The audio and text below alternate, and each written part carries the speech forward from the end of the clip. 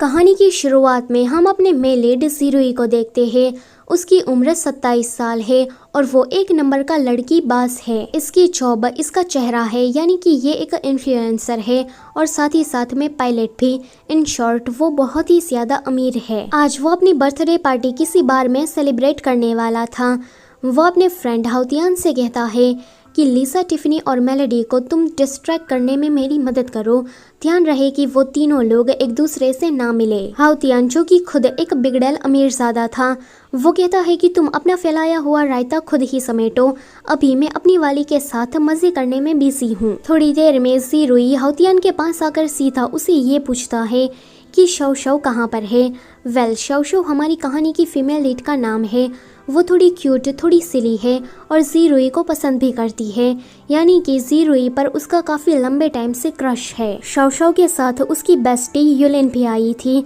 Yulin की जिंदगी का एकमात्र मकसद है कि किसी अमीर लड़के को फंसाकर उसके साथ शादी करना। शौ शौ ने ज़ीरुई के लिए अपने हाथों से केक बनाया था, तो ज़ीरुई उसकी थोड़ी तारीफ कर देता है एंड विश में ये मांगता है कि आज की रात में शौ शौ के साथ गुजारूं। अगले सीन में ये सभी लोग पार्टी करने में बिजी हो जाते हैं। ये है लिंजिया, शौ शौ की कजिन और ज़ीरुई की एक्स गर्लफ्रेंड। लिंजिया को ज़ीरुई जैसे प्लेबॉय लड़कों से सख्त नफरत है।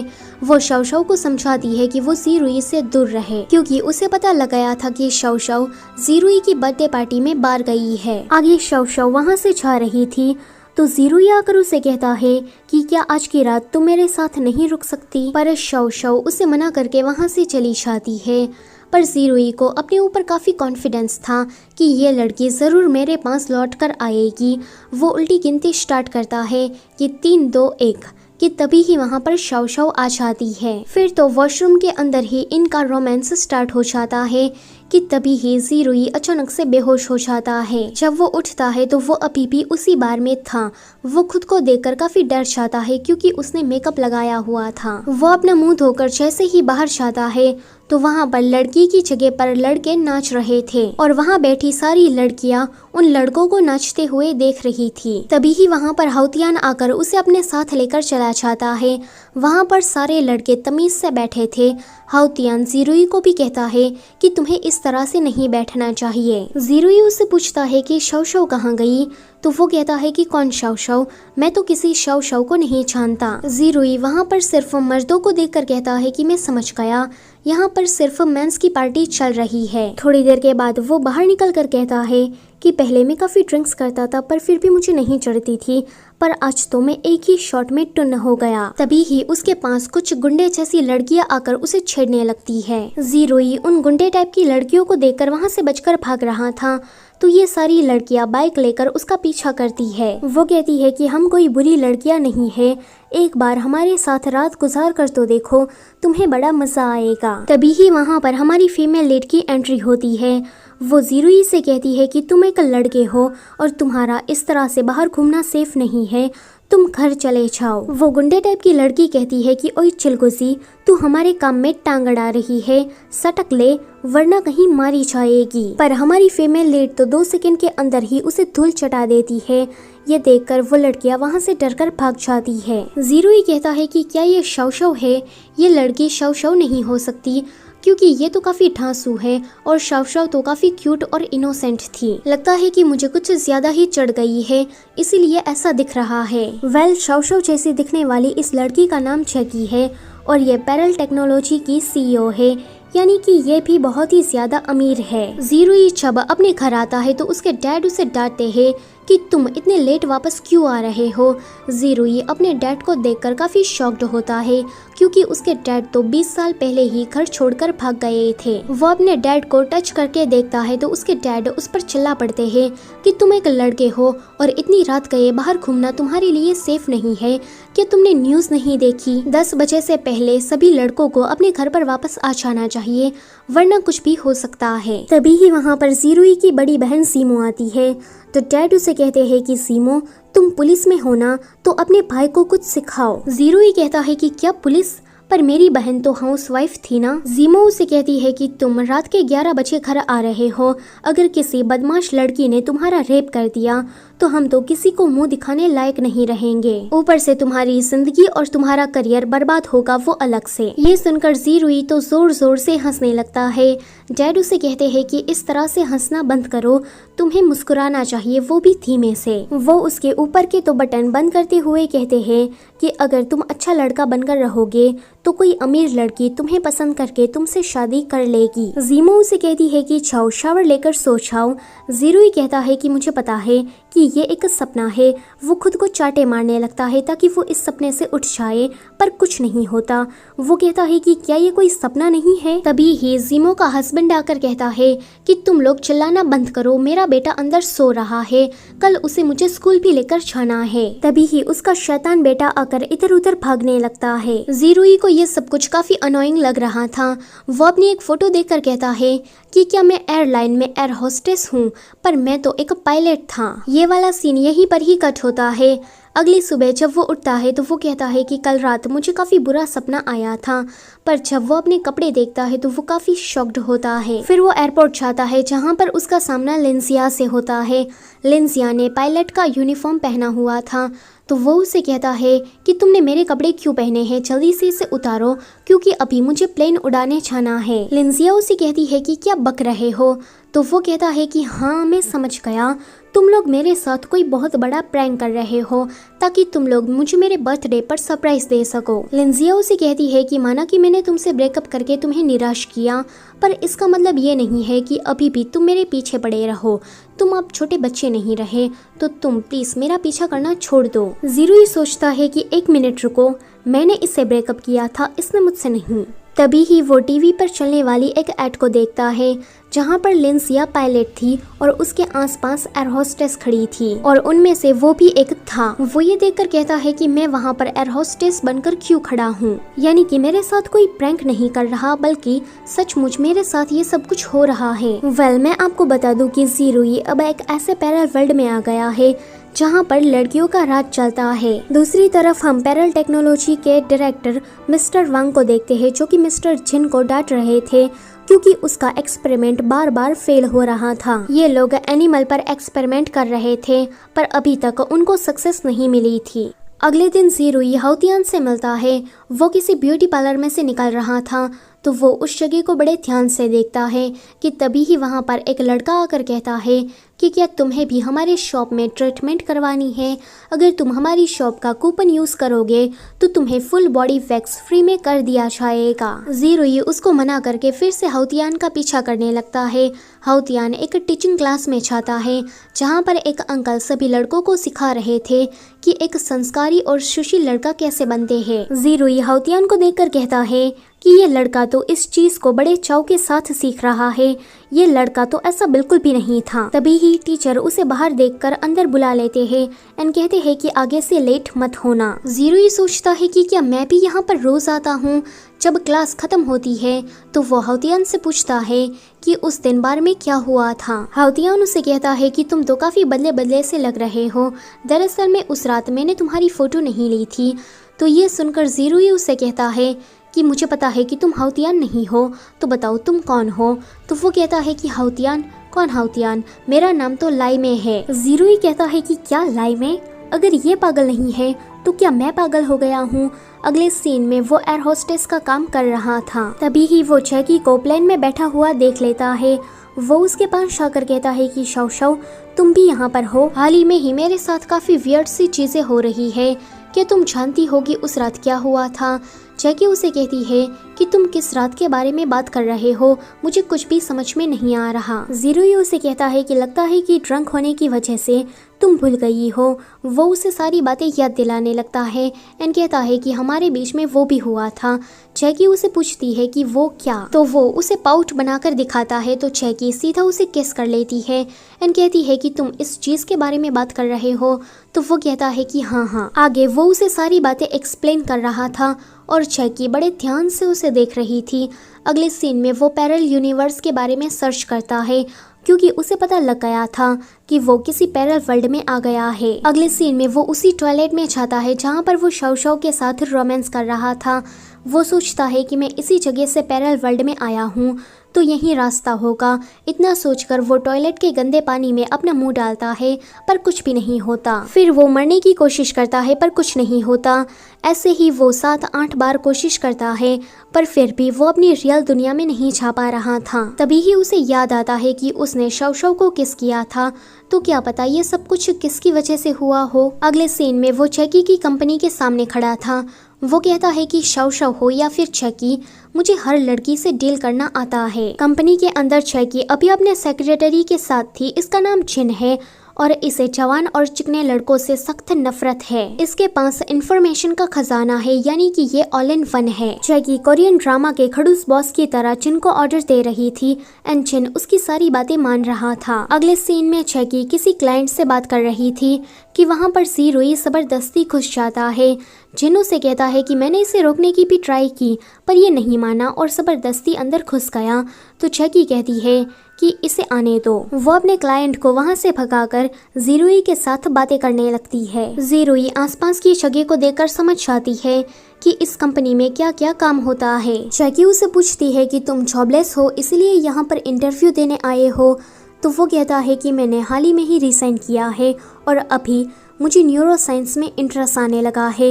मुझे पता है कि तुम्हारी कंपनी बेस्ट है। फिर वो खुद से कहता है कि मैं तो मक्खन लगाने में बहुत ही ज्यादा अच्छा हूँ। चैकी उसे पूछती है कि क्या तुम्हारी कोई गर्लफ्रेंड है, तो ये सुनकर वो शॉक्ड। वो कहता है कि ये किस तरह का सवाल है। चैकी उससे कहती है कि तुम 27 के हो, यानी कि तुम्हारी शादी हो गई होगी और बच्चे भी होंगे। ये सुनकर ज़ीरोई के होश उड़ जाते हैं। वो सोचता है कि यह लड़की तो काफी हट टू गेट है पर मैं भी किसी से कम नहीं। चैकी उसे पूछती है कि क्या तुम घर और काम दोनों को एक साथ संभाल सकते हो। तो वो कहता है कि मेरी कोई गर्लफ्रेंड नहीं है और मेरी शादी भी नहीं हुई है और जहाँ तक बच्चों की बात है तो वो भी नहीं है, मैं टोटली सिंगल हूँ। चैकी उसे पूछती है कि और बिजनेस ट्रिप का क्या। तो वो कहता है कि मुझे अलग अलग जगहों पर घूमना बहुत ही ज्यादा पसंद है, तो मुझे बिजनेस ट्रिप से कोई दिक्कत नहीं है। चैकी उसे पूछती है कि तुम स्पेशल सिचुएशन में क्या करोगे। तो वो कहता है कि स्पेशल सिचुएशन ये क्या होता है। तो चैकी उसे कहती है कि तुम बहुत ही ज्यादा सुंदर हो।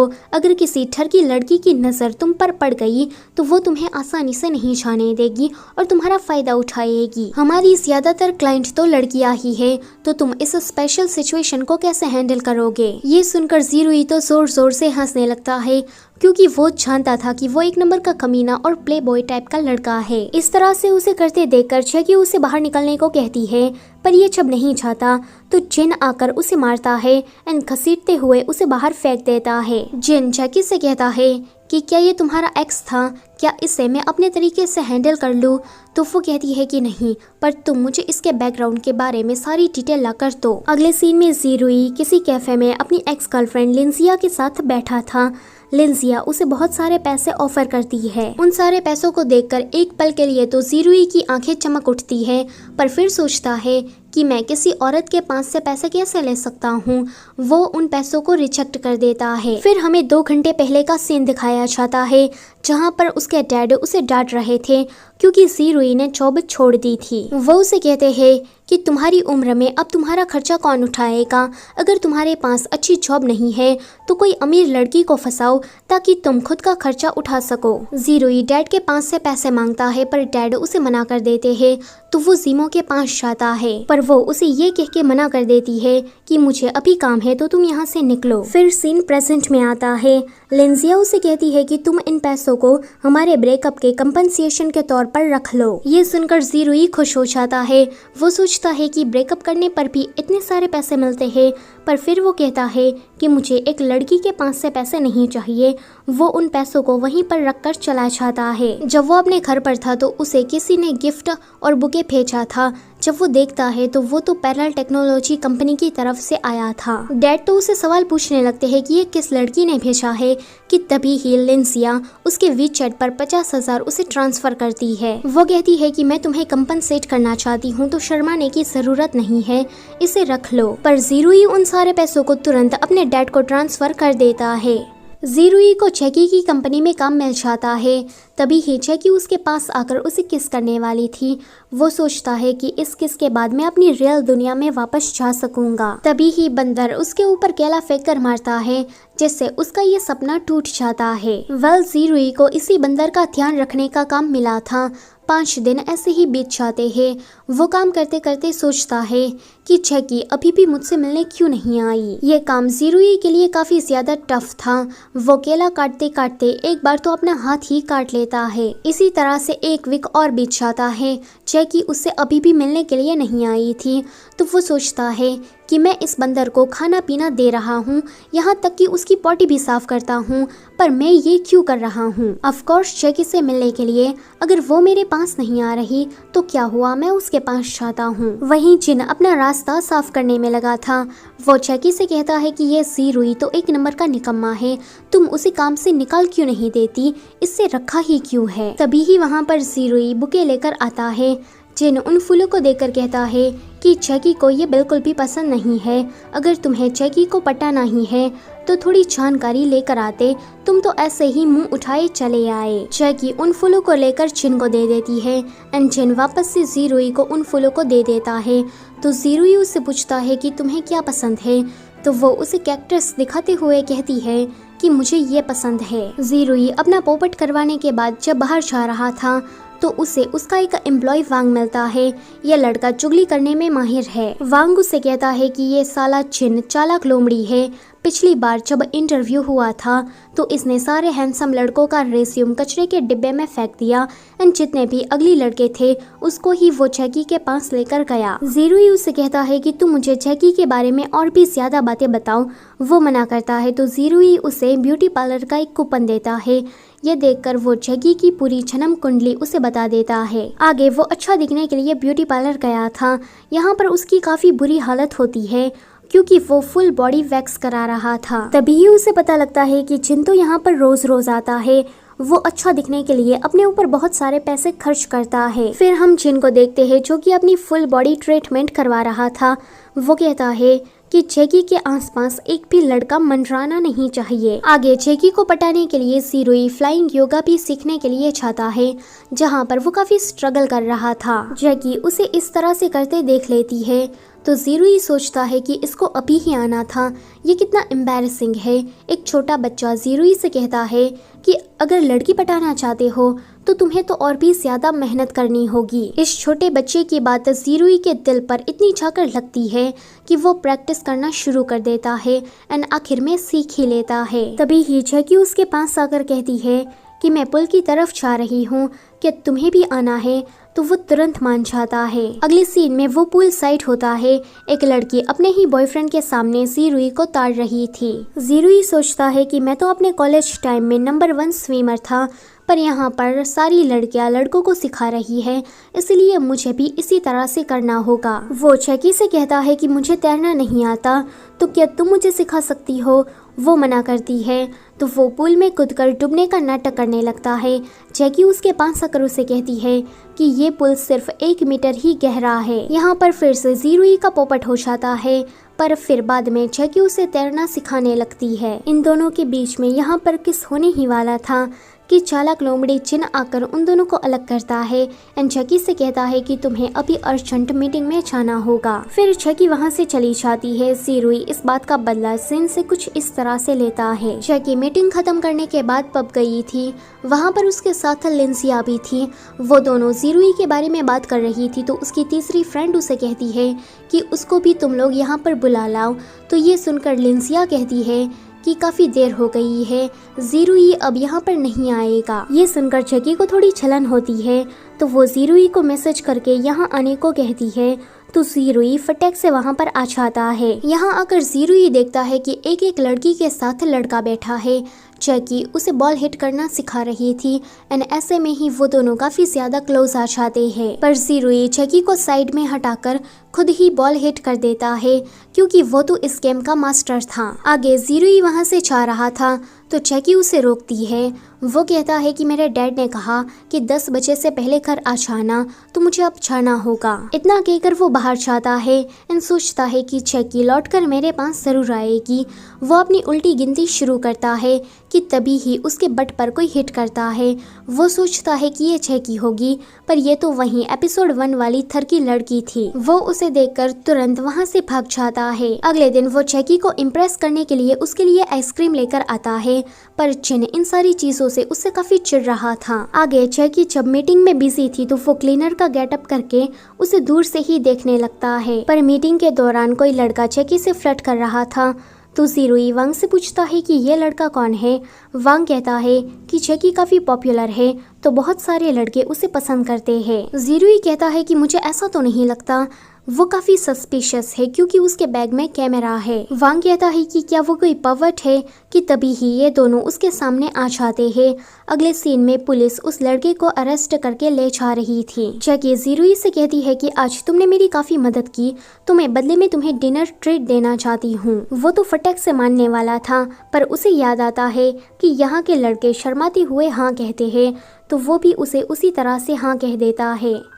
जीरुई रात के डिनर के बारे में सोचकर काफ़ी एक्साइटेड हो रहा था कि उसे जीमो का कॉल आता है। वो कहती है कि मैं अपने पति के साथ अपनी वेडिंग एनिवर्सरी सेलिब्रेट करने जा रही हूँ, तो तुम मेरे बेटे बाओ का ध्यान रखना। जीरुई कहता है कि नो वे, अगर तुम्हें डेट पर जाना है तो मुझे भी जाना है। पर अगले सीन में बाओ उसके साथ लैब में होता है। वो उस बंदर को देखकर काफ़ी एक्साइटेड हो रहा था, तो जीरुई उसे रोकता है एंड कहता है कि उससे दूर रहो। तभी ही चेकी आकर उसे इस तरह से करते हुए देख लेती है। आगे वो सभी लोग अम्यूजमेंट पार्क गए थे। बाओ अकेले ही बैठकर राइड का मजा लेने लगता है, तो चेकी जीरुई से पूछती है कि तुम मेरी कंपनी में एक बंदर का ध्यान तो नहीं रखने आए हो। जीरुई कहता है कि तो तुम्हें पता लग गया। चेकी उससे पूछती है कि मुझे नहीं पता है कि तुम मेरे इतने क्लोज क्यों आ रहे हो, क्या तुम मुझे पहले से जानते हो। तो वो कहता है कि मैं तुम्हें पसंद करता हूँ, इसलिए मैं तुम्हारे क्लोज आना चाहता हूँ। तुम काफी ज्यादा ब्रिलियंट हो, इसलिए मुझे पता है कि तुम मुझे एक्सेप्ट नहीं करोगी। चेकी उसे कहती है कि अगर तुम मुझे पसंद करते थे तो ये बात तुम मुझे पहले बता देते। इतना कहकर वो उसे किस करने वाली थी कि बाओ आकर कहता है कि अंकल मुझे पी करने जाना है। बाओ के वहाँ से जाने के बाद ये दोनों फिर से कंटिन्यू करने वाले थे कि चेकी को उसके बॉयफ्रेंड लाइमे का कॉल आता है। लाइमे उसे कहता है कि मैंने तुम्हारे लिए स्नैक्स बनाया है, तुम खाना पसंद करोगी, पर चेकी उसे मना कर देती है। आगे बाओ जिद करने लगता है कि उसे एक राजकुमार जैसे कपड़े पहनने हैं, तो चेकी उसकी ये विश भी पूरी कर देती है। अगले दिन जीरुई को जीमो ने किसी कैफे में मिलने के लिए बुलाया था।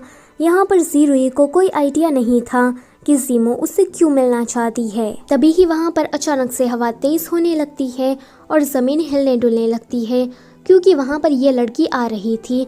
इसका नाम जिंगुओ है। जीरुई उसे देखकर समझ जाता है कि उसकी बहन ने तो उसकी ब्लाइंड डेट इस लड़की से फिक्स की है। जब वो दोनों हैंडशेक करते हैं तो जिंगुओ जीरुई का हाथ कुछ ज्यादा ही जोर से पकड़ लेती है। जब वहाँ पर वेटर ऑर्डर लेने के लिए आता है तो जीरुई उससे कहता है कि तुम मेरे लिए एक आइस पैक लेकर आओ, पर जिंगुओ मना करके कहती है कि आइस सेहत के लिए अच्छा नहीं है, ऐसा करो कि तुम 2 गर्मा गर्म चाय लेकर आओ। फिर जीरुई का पूरा बायोडेटा जानने के बाद वो उसे पूछती है कि तुम्हें कितने बच्चे चाहिए, तो वो कहता है कि ये तो आने वाला वक्त ही बताएगा, ये कुछ सटीक नहीं है। जिंगुओ उसे कहती है कि देखो मेरी उम्र हो गई है, इसलिए मुझे तुरंत शादी के बाद बच्चे चाहिए और उन बच्चों का ध्यान रखने वाला एक पति भी, ताकि वो घर संभाले और मैं अपना काम ठीक से कर सकूं।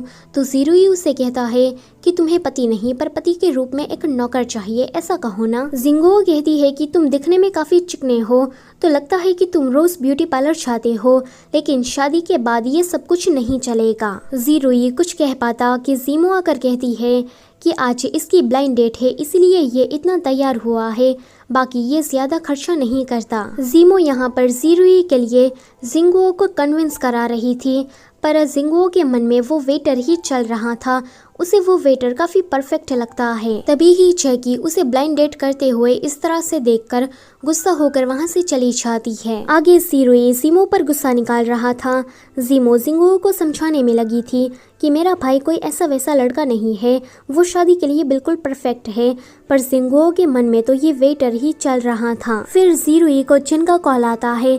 वो कहता है कि जैकी को तुमने नाराज किया है, इसलिए वो तुम्हें जॉब से निकालने वाली है। अब तुम्हारी जगह पर कोई और काम करेगा। ज़ीरुई सोचता है कि मैं तो बस ब्लाइंड डेट पर गया था, अब क्या वो मुझे इस रीजन की वजह से फायर कर देगी। वो जैकी को इसके बारे में पूछना चाहता था पर मैसेज नहीं कर पाता। ज़ीरुई को सपने में आता है कि जिंगो के साथ उसकी शादी हो गई है एंड उसके बहुत सारे बच्चे हैं जो कि उसको डैड डैड कह के बुला रहे हैं। तभी ही उसके डैड उसे कान खींच कर उठा देते हैं एंड कहते हैं कि तुम पर हमने काफी ज्यादा खर्चा किया है ताकि तुम एक अमीर लड़की से शादी कर सको, पर तुम तो इतना भी नहीं कर पाए। अब तुम्हें जिंगो के साथ शादी करनी ही होगी। ज़ीरुई अपने डैड से कहता है कि मुझे उस लड़की से शादी नहीं करनी है, वो तो एक दिन मुझे मार ही डालेगी। कि तभी ही वो इस सपने से उठ जाता है एंड कहता है कि अच्छा है कि सपना ही था। अगले दिन वो जब कंपनी जाता है तो जैकी ने उसकी जगह पर किसी दूसरे बंदे को हायर कर दिया था एंड उसका नाम है पेरी। पेरी को देखकर ज़ीरुई जैकी से कहता है कि तुमने मेरी जगह पर इसे क्यों रखा, क्या मैं ठीक से काम नहीं करता था? मैं रोज उस बंदरिया को खाना पीना देता था, यहाँ तक कि उसकी पॉटी भी साफ करता था। क्या तुम मेरे काम से सेटिस्फाई नहीं हो? जैकी उसे कहती है कि तुम उस काम के लिए परफेक्ट नहीं थे। ये सुनकर जिन उसे कहता है कि अब चलो यहाँ से चलते बनो। तो जैकी कहती है कि आज से तुम मेरे सेक्रेटरी हो। ये सुनकर जिन तो रोने लगता है एंड कहता है कि फिर मेरा क्या होगा? तो जैकी कहती है कि ये किसने कह दिया कि मैं सिर्फ एक ही सेक्रेटरी रख सकती हूँ। ये सुनकर जिन तो बहुत ही ज्यादा खुश हो जाता है। इससे ज्यादा खुश ज़ीरुई था। आगे इन दोनों के बीच में काम को लेकर बहस चल रही थी। यहाँ जैकी लाइमे के साथ थी। वो उसे कहती है कि आज के बाद से तुम मुझे कॉल मत करना। वो उसके साथ ब्रेकअप कर लेती है। लाइमे को भी इस बात से कोई प्रॉब्लम नहीं थी। आगे जैकी जिन से कहती है कि ज़ीरुई को भी मैं अपनी बिजनेस ट्रिप में लेकर जाना चाहती हूँ, तो तुम उसकी टिकट बुक करा देना। ये सुनकर जिन को ज़ीरुई पर बड़ा गुस्सा आता है। वो कहता है कि ये मेरा काम छीनना चाहता है, इसको तो मैं नहीं छोड़ूंगा। वो जैकी की टिकट फर्स्ट क्लास और दूसरी यानी कि ज़ीरुई की टिकट इकोनॉमिक क्लास में बुक कराता है और होटल के कमरे में भी थोड़ी गड़बड़ करता है। अगले सीन में ज़ीरुई होटल में था। वो सोच रहा था कि वो जैकी को अपने कमरे में कैसे बुलाए कि तभी ही जैकी का उसे मैसेज आता है कि तुम मेरे रूम में आ जाओ। ये देखकर वो काफी ज्यादा खुश हो जाता है एंड एक्साइटेड होकर वहां जाता है। तो जैकी उसे पीपीटी बनाने को कहती है। ज़ीरुई के तो सारे अरमान पानी में बह जाते हैं, पर तभी ही जैकी उसे अपने पास बुलाती है एंड उसके साथ फ्लर्ट करने लगती है। वैसे तो ज़ीरुई इस काम में माहिर है, पर आज वो थोड़ा अनकंफर्टेबल हो जाता है एंड गलती से वो जैकी के ऊपर वाइन गिरा देता है। जैकी फिर शावर लेने के लिए चली जाती है तो वो सोचता है कि आज मुझे ये क्या हो रहा है, मैं पहले तो कभी ऐसा नहीं था। तभी ही जैकी उसे अपने साथ शावर करने के लिए बुलाती है, पर ज़ीरुई वहाँ से भाग जाता है। फिर वो अपने रूम में आकर सोचता है कि मैं इतना अजीब बर्ताव क्यों कर रहा हूँ। अगले दिन वो दोनों वापस जा रहे थे। ज़ीरुई सोचता है कि ये मुझसे कल रात की वजह से नाराज होगी।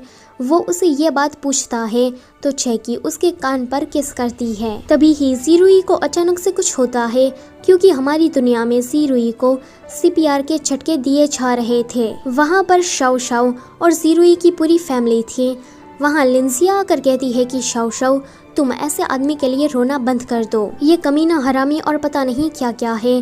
तुम्हें लगता है कि ये बस तुम्हें स्पेशल फील कराता है, पर ये तो सभी लड़की के साथ ऐसा ही करता है। ज़ीरुई किसी लड़की को अपनी गर्लफ्रेंड बनाने के लिए उससे बहुत ही ज्यादा स्वीट बातें करता है, पर उसके साथ एक रात गुजारने के बाद वो उससे ब्रेकअप कर लेता है। तुम्हें ऐसे वाहियात आदमी के लिए आंसू बहाने की जरूरत नहीं है। पर शाओ शाओ वो लिंजिया की बात नहीं मानती, क्योंकि उसका तो ज़ीरुई पर काफी लंबे टाइम से क्रश था। ज़ीरुई को जब होश आता है तो वो अभी भी पैरल वर्ल्ड में था। डॉक्टर उससे कहती है कि तुम्हें कुछ नहीं हुआ है, तुम बिल्कुल ठीक हो। ज़ीरुई उसे कहता है कि आप जरा फिर से चेक करिए, क्योंकि जब भी मैं उस लड़की के क्लोज आता हूँ तो मेरी हार्ट बीट तेज हो जाती है, मेरा सर फटने लगता है और मेरी आत्मा मेरी बॉडी को छोड़ देती है। डॉक्टर कहती है कि लगता है कि तुम्हें प्यार हो गया है, तो वो कहता है कि नहीं, मैं प्यार की फीलिंग को जानता हूँ। पर डॉक्टर उसकी किसी भी बात को नहीं सुनती। आगे वो कह रहा था कि किस करने से फायदा नहीं हुआ, अब मैं यहीं पर ही रहूंगा। वैसे ये दुनिया भी इतनी बेकार नहीं है। पहले मैं लड़कियों के पीछे भागता था, अब लड़कियां मेरे पीछे भागती है।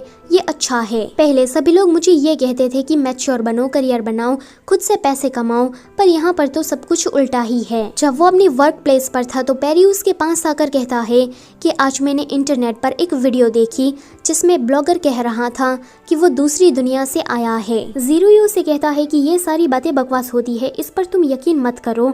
तो वो कहता है कि वो ब्लॉगर हमारी ही कंपनी से है। ज़ीरुई तुरंत उसे पूछता है कि क्या उस लड़के ने बताया कि अपनी दुनिया में वापस कैसे जा सकते हैं। तो वो कहता है कि हाँ, इसके लिए तुम्हें किसी लड़की से क्लोज होना होगा, उसके साथ सोना होगा। ज़ीरुई कहता है कि मुझे पता ही था कि यही फालतू की बकवास होगी। घर पे सीमो का हस्बैंड खाना बनाने में बिजी था कि बाऊ को चोट लग जाती है।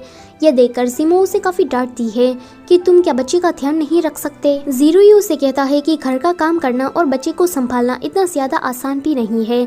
अगर ये इतना ही इजी है तो तुम ये काम क्यों नहीं करती। ऐसा करो कि औरतें घर संभाले और मर्द जाकर बाहर पैसे कमाए, ये कैसा रहेगा। बस इसी बात को लेकर ज़ीमो से उसका झगड़ा हो जाता है। ज़ीमो उसे कहती है कि जैकी का क्या तुम उसके लिए सीरियस हो। अब तुम 30 के हो गए हो तो तुम्हें डेट नहीं बल्कि शादी के बारे में सोचना चाहिए। ज़ीरुई कहता है कि वो जैकी, उसको तो खाना बनाना भी नहीं आता। शादी के बाद घर का सारा काम मुझे ही करना पड़ेगा, खाना बनाना, पोछा मारना, कपड़े धोना वगैरह वगैरह। दूर से जैकी उसकी ये सारी बातें सुन लेती है। ज़ीरुई तो डर जाता है कि अब तो मैं गया काम से, पर जैकी उसे कहती है कि तुम्हारा ये आइडिया मुझे काफ़ी ज़्यादा पसंद आया कि औरतें घर पर रहकर काम करें और मर्द बाहर जाकर पैसे कमाए। मैं इसी आइडिया को लेकर अपना नया प्रोजेक्ट जल्दी ही स्टार्ट करूंगी। आगे ज़ीमो के हस्बैंड के पास 2 लड़के आकर कहते हैं कि मेरी वाइफ तो किसी अच्छी कंपनी में काम करती है, मैं उसे कम पैसे मांगता हूँ पर वो पॉकेट मनी के लिए मुझे काफ़ी ज़्यादा पैसे दे देती है। वो बिना कहे हुए ही मेरे लिए गिफ्ट लाती है। वो ज़ीमो के हस्बैंड से कहती है कि तुम्हारी वाइफ तो बिल्कुल खटारा है, वो हमेशा ही तुम्हें डांटती रहती है। तभी ही वहाँ पर ज़ीमो आकर उससे काफ़ी लवी डवी होने लगती है एंड उन दोनों लड़कों की छुट्टी कर देती है। ये देखकर तो ज़ीमो का हस्बैंड भी काफ़ी खुश होता है कि जब मैं कुछ नहीं बोल पाया तो इसने आकर मेरी मदद की। ज़ीरुई जब ट्रेन से घर वापस आ रहा था तो उसके बट पर कोई हमला करता है। वो कहता है कि तू फिर से आ गई। वो चिल्ला चिल्ला कर सभी लोगों से कहता है कि देखो ये ठरकी औरत मुझे दिन दहाड़े छेड़ रही है। ज़ीरुई अब उस लड़की की पिटाई करना शुरू कर देता है। सभी लोग उसकी वीडियो बना रहे थे एंड कह रहे थे कि ज़ीरुई ने अच्छा काम किया है। ज़ीरुई कह रहा था कि मैं सेक्सी हूँ तो तुम क्या मेरा फायदा उठाओगी, आज मैं तुम्हें जेल की हवा खिला कर ही रहूंगा। जब वो जैकी के घर पर जा रहा था तो एक ग्रैंडमा बाइक लेकर आती है। वो सोचता है कि ये ग्रैंडमा तो कुछ ज्यादा ही ठांसू है। वो ग्रैंडमा जैकी की ही ग्रैंडमा थी। ये जानने के बाद ज़ीरुई उसे काफी अच्छे से बात करता है। ज़ीरुई को खाना बनाते हुए देखकर ग्रैंडमा उसे कहती है कि ये लड़का मुझे काफी अच्छा लगा, तुम चाहो तो इसे तुम डेट कर सकती हो। आगे ज़ीरुई लाइमे के साथ अंडरवेयर खरीदने के लिए जाता है। लाइमे उसे अलग अलग टाइप के अंडरवेयर के बारे में बता रहा था कि उसे पता लगता है कि उसकी गर्लफ्रेंड के घर पर कोई आया था। ज़ीरुई को ये बात बिल्कुल भी अच्छी नहीं लगती कि लाइमे ने अपनी गर्लफ्रेंड का फोन अपने फोन से कनेक्ट करके रखा है। लाइमे कहता है कि मामूली से सेक्रेटरी के लिए मेरी गर्लफ्रेंड ने मुझे छोड़ दिया, मुझसे ब्रेकअप कर लिया। पहले वो मुझसे काफी स्वीट थी, मेरे हर बार बुलाने पर आ जाती थी और कोई ना कोई गिफ्ट लेकर आती थी, पर अब वो काफी बदल गई है। मुझे तो लगा था कि मैं ही उसके लिए स्पेशल हूँ, पर वो तो सभी लड़कों के साथ ऐसा ही करती है। उसने सच में मेरा यूज किया है, उसे मुझसे नहीं बल्कि मेरी बॉडी से प्यार था। लाइमे को इस तरह से रोता हुआ देखकर वो सोचता है कि मैंने भी सभी लड़कियों के साथ ऐसा ही किया है। क्या मेरे छोड़े जाने पर उन सभी ने भी इसी तरह से आंसू बहाए होंगे? क्या वो भी इतनी अपसेट हुई होगी? सच में मैं कितना घटिया आदमी हूँ, अब जाके मुझे ये बात रियलाइज हो रही है। आगे उसे जैकी का कॉल आता है तो वो उसे कहता है कि मैं अपने फ्रेंड को हॉस्पिटल लेकर आया हूँ क्योंकि एक गंदी लड़की ने उसे प्यार करने का नाटक किया एंड बाद में उसे ब्रेकअप कर लिया, तो उसकी मेंटल कंडीशन कुछ ठीक नहीं है। ये जानकर जैकी लाइमे से सॉरी कहती है क्योंकि उसे ऐसा लगता है कि लाइमे भी ठीक नहीं होगा। जैकी, लिंजिया और बाकी सभी लोग पूल साइड पार्टी कर रहे थे। जैकी ने वहाँ पर ज़ीरुई को भी बुलाया था। जब वो ड्रिंक करने वाली थी तो ज़ीरुई उसे रोककर खुद ही पी लेता है। जीरुई को तो एक ही ग्लास में नशा चढ़ जाता है।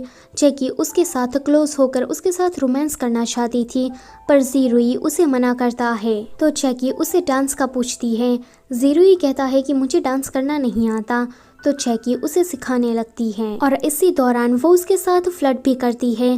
जीरुई सोचता है कि ये सब कुछ मेरे लिए एक सपने जैसा है, कुछ भी रियल नहीं है। अगले दिन वो दोनों कुछ इस तरह से होटल रूम में सो रहे थे कि जैकी को लाइमे का वीडियो कॉल आता है। लाइमे उसे कपड़े दिखा रहा था, पर यह कॉल तो जीरुई ने उठाया था, जिस वजह से जैकी तुरंत इस कॉल को कट कर देती है। यहाँ पर जीरुई को अब सब कुछ समझ में आ जाता है कि लाइमे की एक्स गर्लफ्रेंड और कोई नहीं पर जैकी है। आगे सेक्रेटरी जिन शादी करने वाला था, तो ये लोग वहाँ पर पहुँच जाते हैं।